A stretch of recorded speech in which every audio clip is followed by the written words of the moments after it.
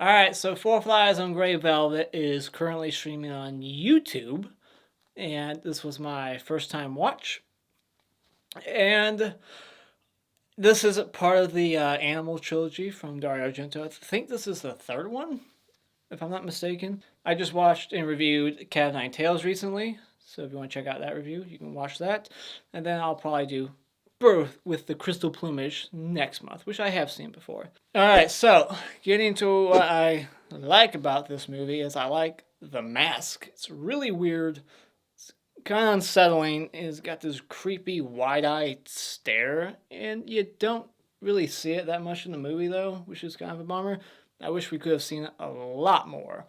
But in the first view of it, I was like, this is awesome. I like where this is going already. If this is the mask we see for the whole movie, I'm on board.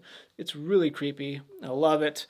And you don't usually get masked killers in Argento movies, so this is kind of unique. You know, in Cat of Nine Tails, you don't get a masked killer.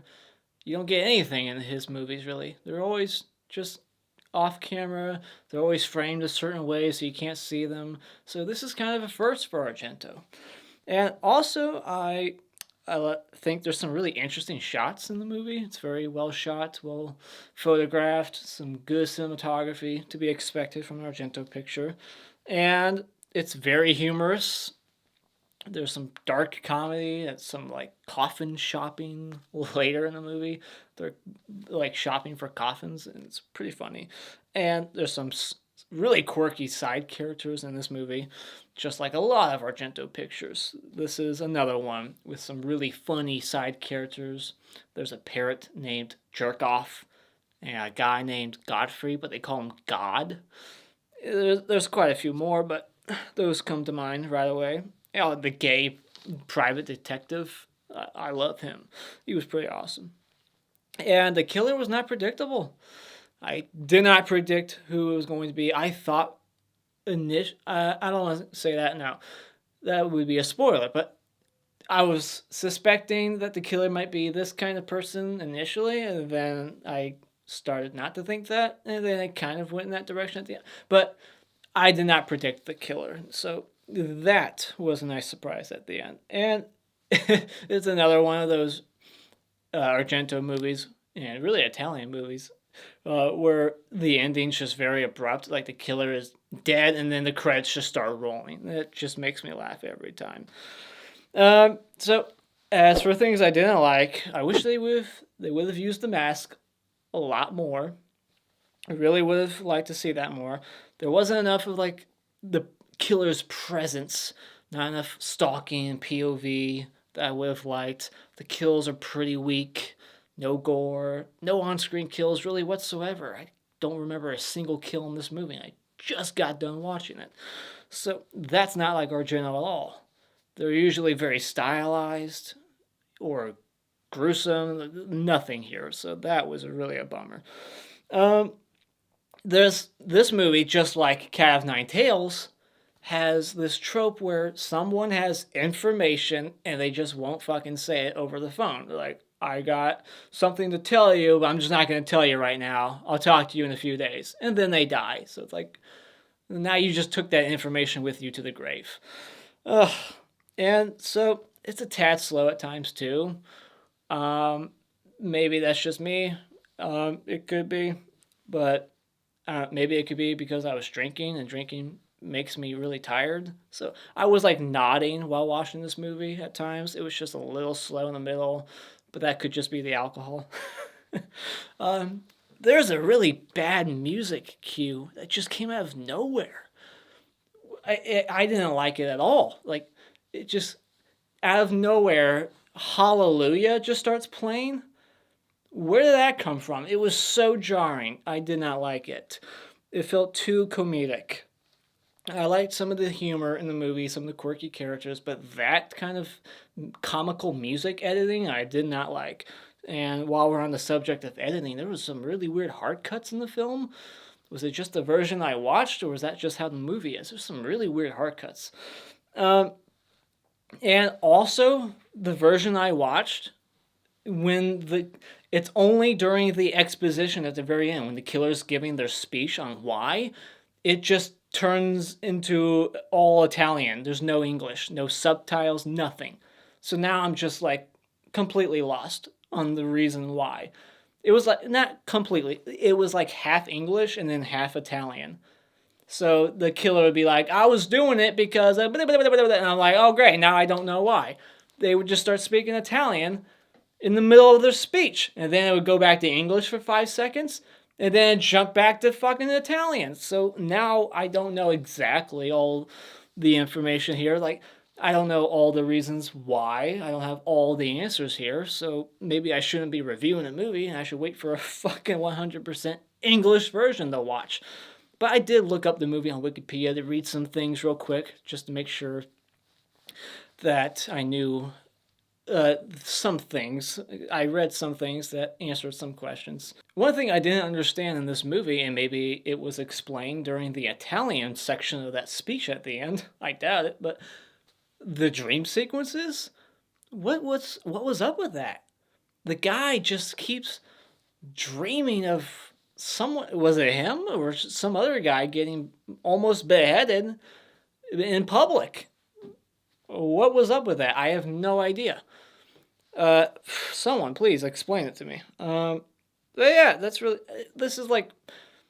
This movie is the least visually interesting Argento movie. Usually Argento has like flashy sets. There's a lot of colors and like Suspiria or Inferno or Deep Red. Like visually the movie always looks gorgeous. This one's well shot, but visually this one's the most plain looking. The sets weren't all that great in this one. So final thoughts. This is a somewhat engaging Argento Giallo with just a pinch of his style, visual style, and some wacky character writing, but just doesn't deliver on the kills, gore, and doesn't have enough of that mask in the movie. It can also be a tad slow in the first half, especially like the first act, but luckily there's enough humor in here to make it more fun. So when it comes to Four Flies on Grey Velvet, I'm giving it 3 out of 5 stars. Alright, spoiler discussion.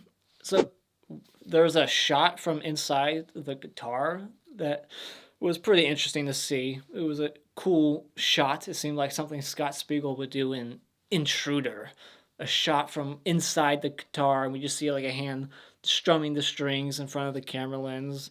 And then there's like a fly in between the two like cymbals on the drum kit that gets squashed. It's pretty funny. And then he has a dream of a public beheading. I have no idea what the fuck all that's about. It's just supposed to be like a bad omen, he says later. I don't know. And then the killer is like strangling him and whispering, and the killer has like this creepy, whispery voice that you can't tell if it's male or female. And initially I was thinking like, this sounds like it could be a woman. And then it turns out it is a woman. So I was on the right track there for a second. But then I started to think the killer was a man. And so then I was wrong.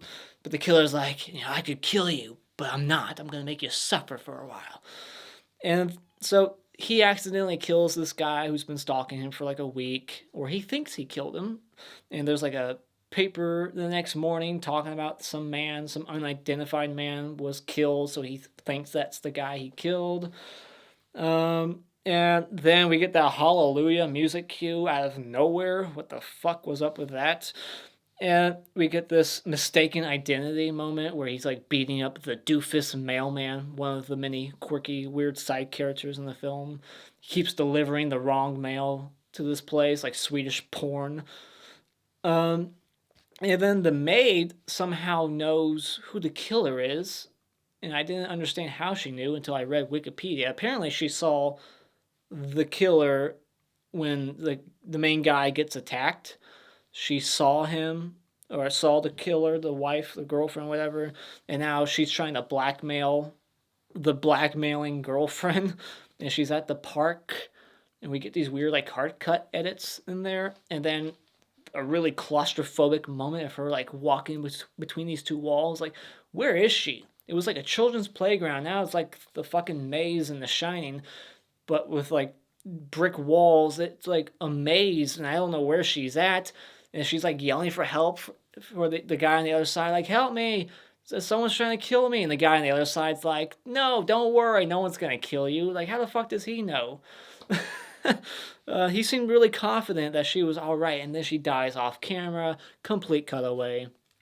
And then the guy she hired to fake his death, she ends up killing because, he's like, he finds out that she killed the maid, and he's like, oh, I'm backing out now. So then she hits him over the head with something, and then grabs some kind of wire, and then it's like all cutaway after that. Like, what does she do to him? Like, he was still alive the last time we saw him, and I was expecting his body to show up at some point.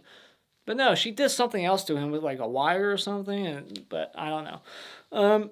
So then, like, it's implied that she killed a dog or cat when she was a kid, like hung it. We see like an animal hanging from the ceiling. It's pretty brutal.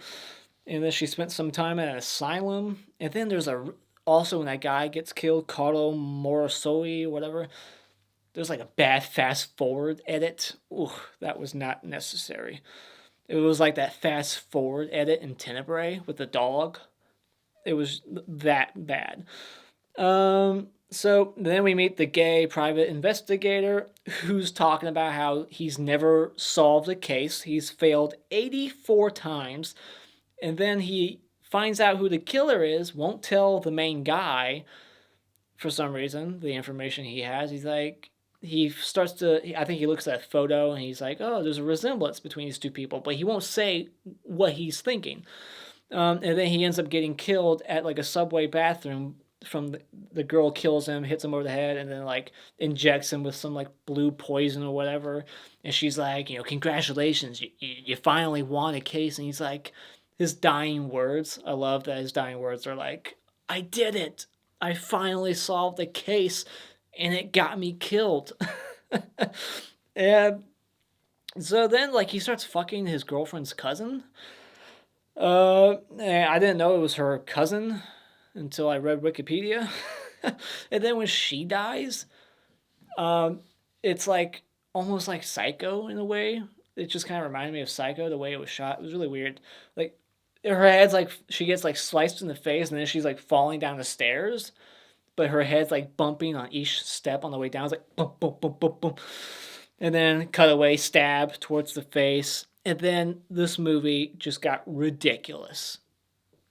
They're like, oh, we need to take her eyeball out. These cops are like, we need to take the cousin's eye out because maybe the last thing she saw before she died is like permanently like etched onto her retina, and we can see the last thing she saw.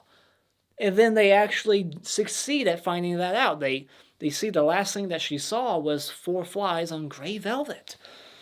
So, which was just, that's complete bullshit. There's no fucking way that actually is a real thing. No way.